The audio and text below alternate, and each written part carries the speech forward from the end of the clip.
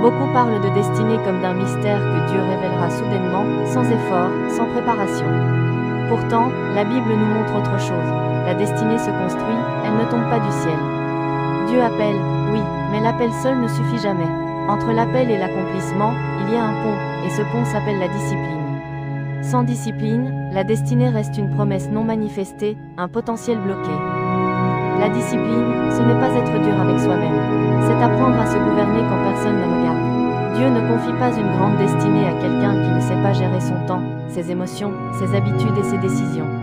Celui qui est fidèle dans les petites choses est aussi fidèle dans les grandes. Luc 16h10. La fidélité quotidienne est le langage que Dieu comprend. Beaucoup prient pour la vitesse, mais Dieu cherche la maturité. Le retard dans ta vie n'est pas toujours un combat spirituel.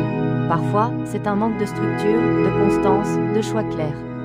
La discipline protège ta destinée contre la distraction, la paresse spirituelle et les cycles répétitifs. Ce que tu tolères aujourd'hui peut saboter ce que Dieu veut bâtir demain.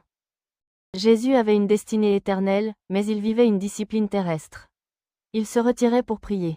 Il obéissait au temps du Père. Il refusait les raccourcis. Même le Fils de Dieu n'a pas méprisé la discipline.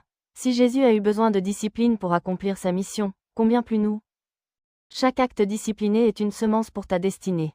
Quand tu choisis l'ordre plutôt que l'excuse, la constance plutôt que l'émotion, l'obéissance plutôt que le confort, tu coopères avec le ciel. La discipline ne limite pas ta liberté, elle ouvre la porte de ton avenir. Ta destinée ne te demande pas d'être parfait, elle te demande d'être aligné. Aujourd'hui, choisis une discipline claire et applique-la sans négocier, c'est ainsi que la destinée commence à obéir.